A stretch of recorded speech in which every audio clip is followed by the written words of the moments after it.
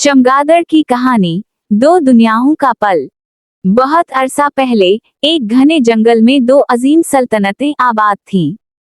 एक जानवरों की और दूसरी परिंदों की। दोनों अपनी अपनी दुनिया में खुश व खुर्रम रहते थे, लेकिन उनके बीच एक दरख्त था जो सोने की तरह चमकता था। ये दरख्त इनके दरमियान तनाज़ुआ की वजह बन गया। जानवर कहते थे कि ये दरख्त उनकी जमीन पर है, क्योंकि इसकी जड़ें जमीन में हैं। परिंदे दावा करते थे कि ये उनका है, क्योंकि इसकी शाखें आसमान को छूती हैं। बहस बढ़ते बढ़ते जंग में बदल गई। इस जंग के बीचों बीच एक अनोखा मखलूक था, चमगादड़। चमगादड़ का मखमसा। चमगादड़, जिसका नाम बारसूलू था, ना मुकम्मल तौर पर परिंदा था और ना मुकम्मल जानवर। इसके पर उसे परिंदों से करीब करते थे, लेकिन इसका नरम जिस्म और दांत उसे जानवरों के करीब बनाते थे। जब जंग शुरू हुई, बारसूलू बहुत परेशान हुआ। मैं किस तरफ जाऊं? इसने खुद से कहा। पहले वो परिंदों के साथ शामिल हुआ। मेरे दोस्तों, मैं तुम्हारे साथ हूं, वो खुशी से चहचहाकर बोला। परिंदों ने इसे कबूल कर लिया और रात को जासूसी के लिए भेज दिया। बारसूलू ने अपना काम अच्छे से किया, लेकिन जब उसे पता चला कि जानवरों पर हमला होने वाला है, तो उसका दिल पिघल गया। वो रात के अंधेरे में जानवरों के पास गया और इन्हें खबरदार किया। शेर, जो जानवरों का बादशाह था, इस पर गुस्से से गरजा, चमगादड़, हम तुझ पर क्यों भरोसा करें? तो कभी इधर आता है, कभी उधर। बादशाह सलामत, मैं दोनों दुनिया से जड़ा हूँ। मैं सिर्फ मदद करना चाहता हूँ। धोखा या पल। परिंदों के साथ होते हुए वो उनकी तारीफ करता, और जानवरों के साथ होते हुए उनकी ताकत को सराहता। लेकिन जल्द ही दोनों को शक होने लगा कि वो दोहरा खेल खेल रहा है।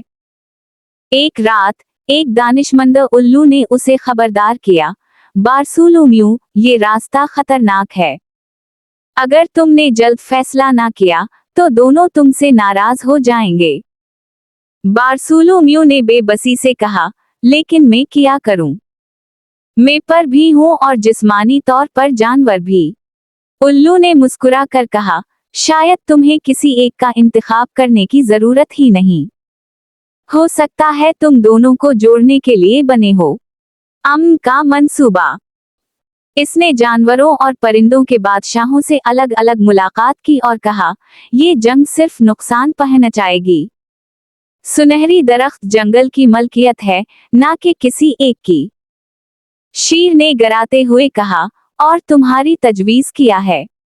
बारसूलू ने कहा, जानवर इस दरख्त की जड़ों की हिफाजत करें और परिंदे इसकी शाखों का ख्याल रखें।